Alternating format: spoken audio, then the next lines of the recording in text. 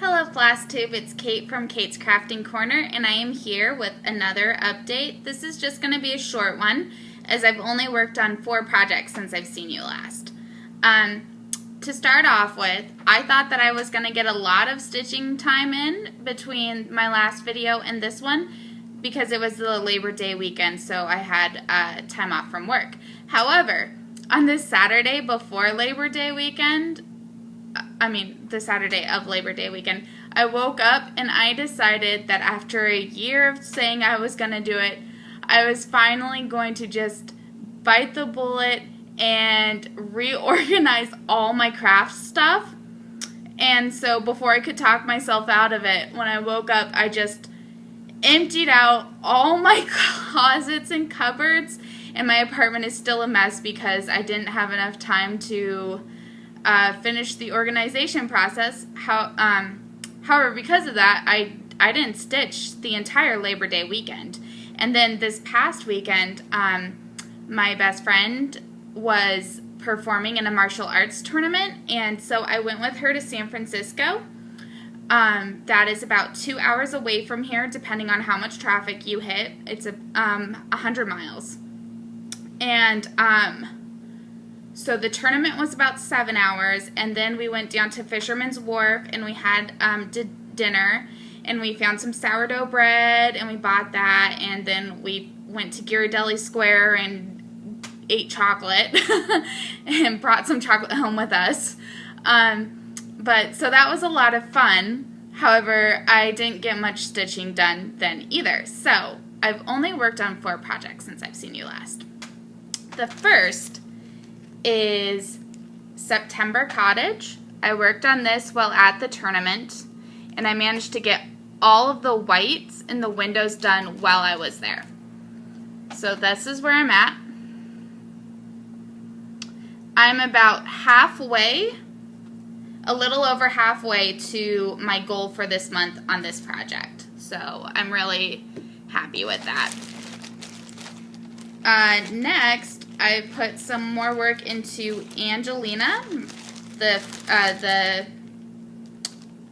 Mill Hill angel that I'm doing for my parents as a Christmas gift. And I worked a bit on her head. Mainly I need to do the halo, finish her hair and the wings, and then all the cross stitching will be done, and it will be time for the beading. I worked on some of Giant Harry Potter, and I'm really proud of my progress on this one. So I did, I think I'd finished this last time I talked to you guys. So I did all of this, the snake in the banner, and part of that. So I want to finish all of the colors in the banner, and then do that horrible background color, and then the black.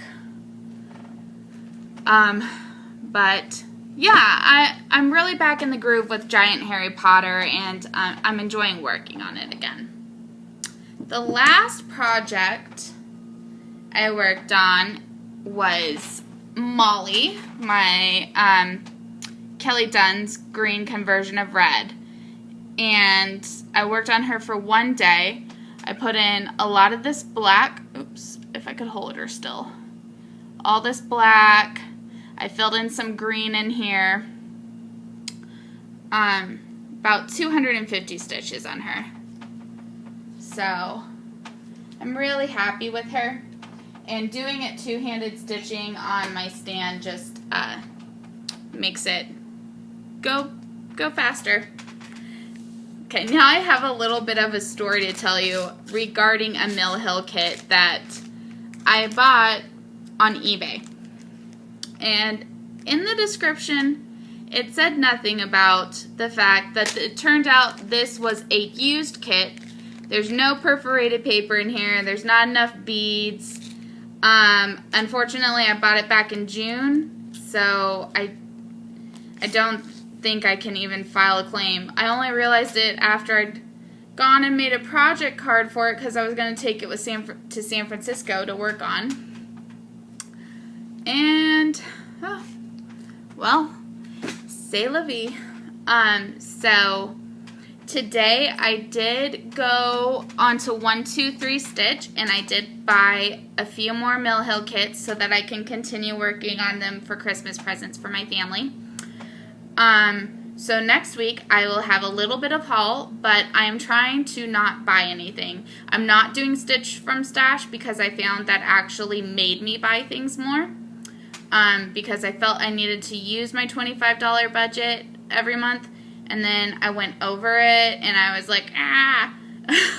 And then I went so far over it, I was just like, I don't even care anymore, Stitch from Stash. So I'm not participating in Stitch from Stash. I'm just trying to not buy things unless I really need it. And Christmas gifts count, in my opinion, because this is what I am doing as the gifts for my family.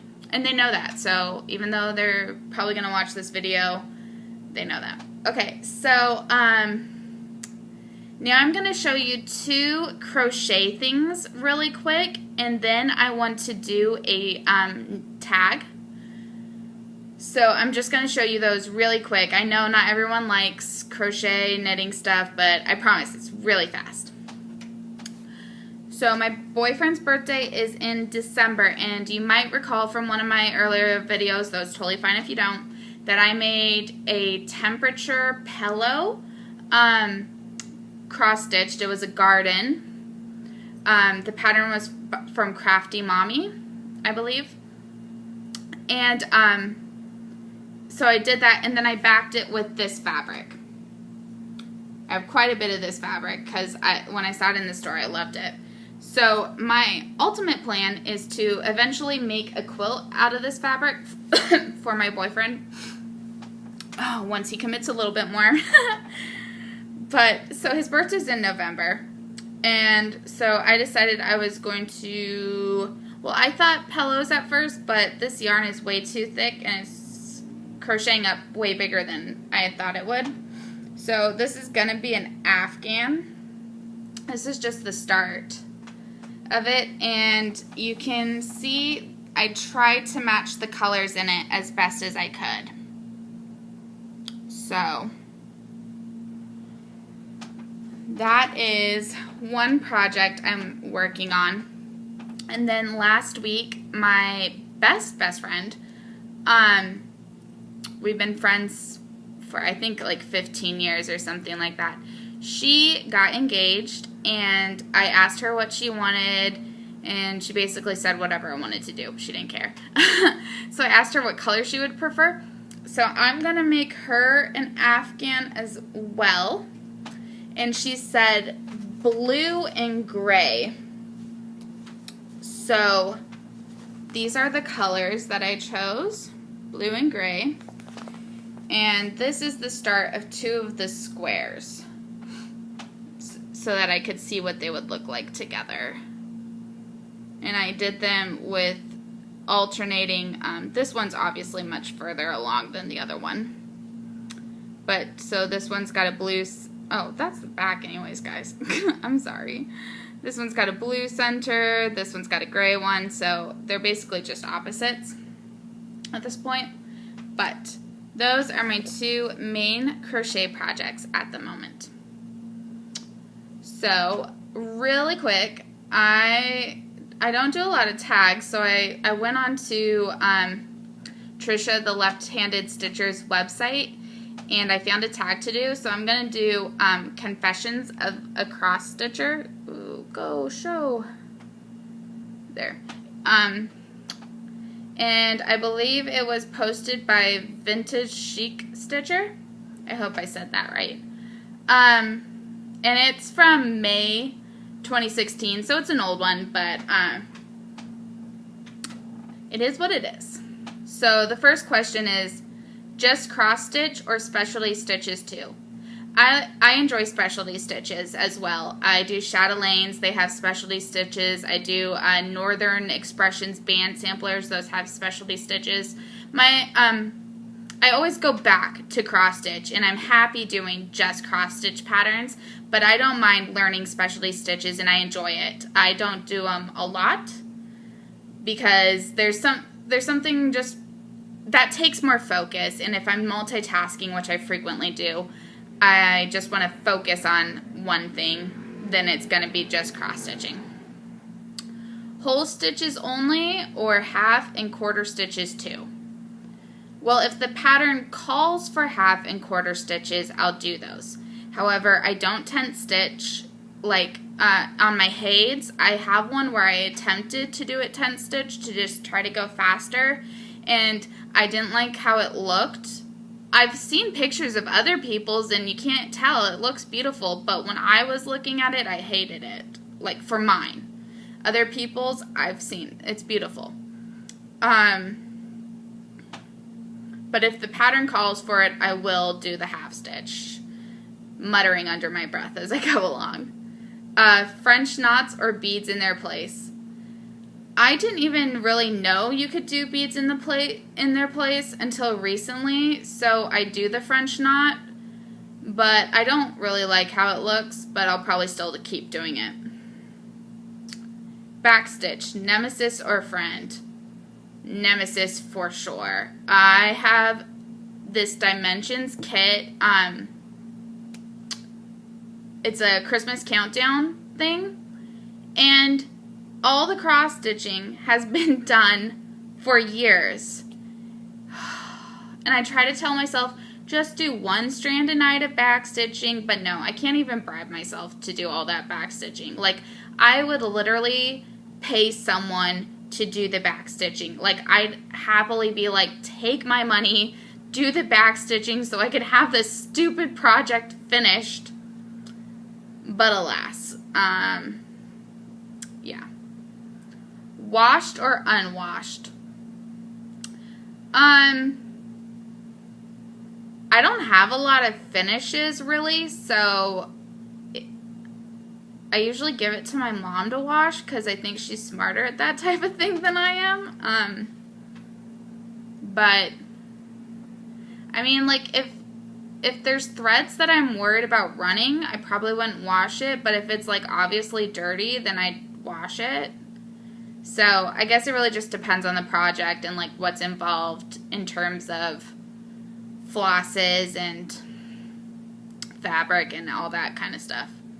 Iron or what's an iron? Again, I don't really have many finishes, but I do believe I've ironed the ones that I've done, that I finished. So I know what an iron is. Professionally framed or do it yourself? Again, I don't have many finishes. However, let's see. I haven't had anything professionally framed. I have this one over here that I made myself into a pillow. My mom professionally framed one of the ones I gave to her. And I think my sister framed herself the one that I gave to her as a wedding present. I don't generally frame gifts because I figure I put in a lot of time and a lot of money in kitting it up and stitching it and all that. And I don't know what style would suit the recipient, so it's up to them. I gift to people I know will be happy to receive them, family mainly. So what they want to do is up to them. And I just tell them that if they're going to put it away in a cupboard or whatever, they have to give it back to me, which I guess might be considered bad giving. Whatever. Framed FFOs or other finishes. If other finishes, please share what you've done. So I talked about the pillows. I made this one into a pillow, and then the temperature flower garden for my boyfriend I made into a pillow. I have a project that was from a round robin from like 2 years ago that's finished, and I intend to make it into a pillow, but that hasn't happened yet. I do have some projects I'm working on that I would like to be framed and hanging on my wall, but I have others that, like, having watched Chelsea and Patricia and some of their finishes have inspired me for how I want to finish some of my projects. So, like, I'm doing the monthly cottage series from Country Cottage Needleworks, and I really love their idea of the magnets so that it's easily interchangeable every month. So I might do something like that. But then, like Molly, the green conversion of red, that I would like to be professionally framed. So, yeah. Come on, unlock. Okay, there we are. Stickler for the pattern or creative muse? I am a stickler for the pattern. Even with this one, that's a conversion. I'm strictly following what Kelly says. I'm so bad at being able to see the changes in my mind and be able to implement them. Like, I hate it when designers tell you to choose your own colors. There's several designers I like. Bee's Needlework or something like that. She did the Tree of Stitches, and she tells you to pick your own colors, and I hate it because I usually hate the colors I choose. And like Papillion, I think that's how you say it. They're 80 stitches around the world. You're supposed to choose your own colors. Hated it. I'm not one of those people that can switch out colors. Organized Stitcher or Ruler of Chaos? Oh, a little of both. I think stitching is probably the thing that I'm most organized about.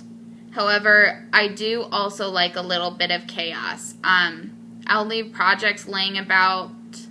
My boyfriend doesn't like that. But yeah, I like that. But at the same time, my stitching is the thing that's most organized. My craft spaces are organized. The rest of my world can be a little chaotic because I do enjoy a little bit of chaos. But yeah. Planned or spontaneous? Again, a little bit of both.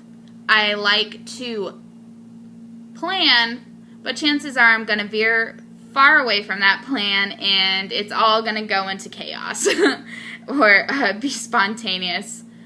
Like when I went to San Francisco, I think I packed like 7 or 8 projects because I didn't know which one would call to me at that moment. So I had somewhat of a plan. Like I have my goals for the month, that's all planned out in my planner. However, what I work on and when is much more spontaneous. Impulse buyer or thoughtful purchaser? Again, a little bit of both. For big projects, I'll think about it for a long, long time, but that moment I click buy is usually a spontaneous moment. Like today when I purchased the Mill Hill kits, I'd been thinking about it.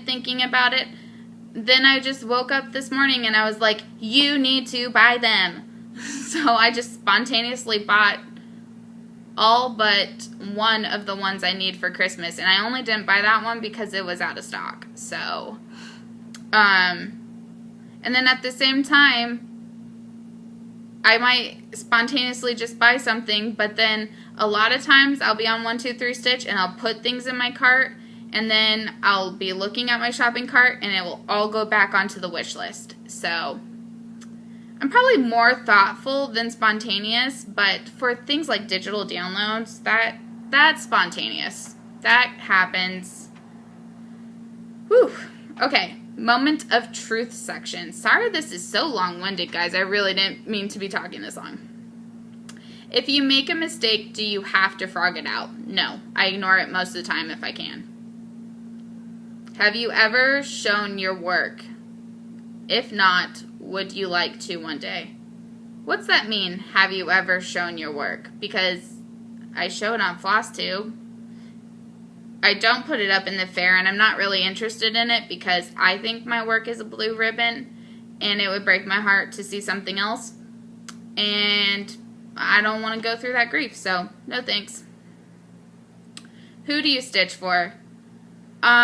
Mainly family. I do have projects that I intend for myself, but then I feel guilty. So not most anymore. It used to be most of the time. But a lot of the time when I see things, I think about one of my sisters or my parents or something like that. If you stitch gifts, are they delivered on time or are they fashionably late? Fashionably late, for sure. For example, this isn't stitching, this is crochet, but it's the same regardless. I had promised my sister, my youngest sister, okay, I'd promised all my sisters Afghans for Christmas one year. One of them got it on Christmas. Another one got it probably a year later. The third one got it 2-3 years later. I don't know. I feel really bad. I changed patterns also on her because the other one was taking too long. As another example, one of my middle sisters, who got married 2 years ago, still does not have her wedding announcement. That's the to have and to hold one that is on my year of finished WIPs plan. That's because she got married 2 years ago, and I feel really bad about that. However, she did get a quilt, and it's gorgeous. Like, I tell her I want to steal it every time I go down and visit her, but she doesn't let me. But, yeah, so definitely fashionably late. The fact that I've gotten any of those ornaments done, okay, I've gotten one done. But the fact that someone's going to get an ornament by Christmas, that's a miracle. Where is the strangest place you have ever stitched? I don't know. I bring my stitching with me almost everywhere I go. I've stitched in airplanes, airports, in my car, at work, at the beach, at restaurants. I can't think of a place I've gone that I haven't stitched. I mean, I don't know. If you could only stitch on one project monogamously for a year, which would it be? Green conversion of red, Molly. But I don't want my family to be upset with me. So I'll say, whichever sister's watching or my parents, your project for sure. What is the most amount of WIPs you've had at once? I'm at over 100 right now, probably. I haven't counted, so right now and over 100. How old is your oldest active WIP? Okay, here's the thing. I don't UFO things because I like to believe that I will go back to it and stitch it, so I don't UFO things. So I consider all my WIPs to be active WIPs. So the oldest would probably be 7, 8 years, I think. I got back into cross-stitching either at the end of college or sometime in the middle. I'm not entirely positive.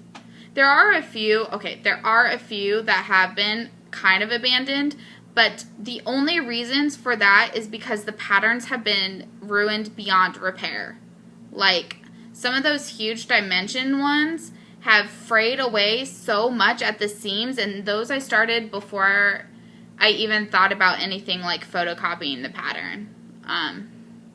So some of those are kind of UFOs, but not really because I wanted them to be. Honestly, tell us about your stash. How many charts and kits do you have? Okay, here's the thing. I don't have a lot of charts or kits in my stash because I have starteritis, and that means when I have a kit, I have to open it and I have to put in a couple of stitches right away. So being able to resell anything because it no longer appeals to me is near impossible because I've probably put in like 10 stitches. So I don't actually have a lot of stash, and I don't really keep fabric stash because I don't really do the fancy fabrics, really. I have so many WIPs that sounds expensive, and I'm fine stitching it on plain stuff most of the time. So I don't really have a fabric stash. Truth. Which designers do you just not get? Okay, I don't want to offend people here, but I don't really get the Mirabilia mermaid craze. Mermaids just don't appeal to me. I don't know. They really just don't. But everyone seems to love them. Honestly, until I started Kelly Dunn's Green of Red, I didn't get Mirabilias at all. But now I have Veronica and I have this one. But I find the females to be like unnaturally skinny most of the time, so those just never really appealed to me.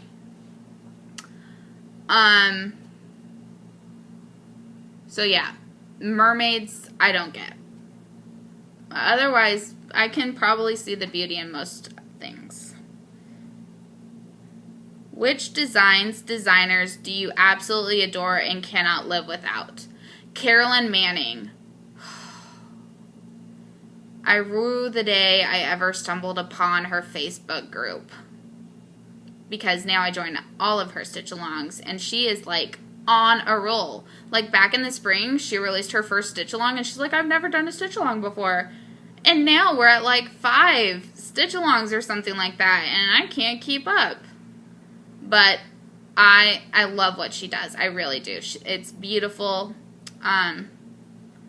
Let's see, what else can I not live without?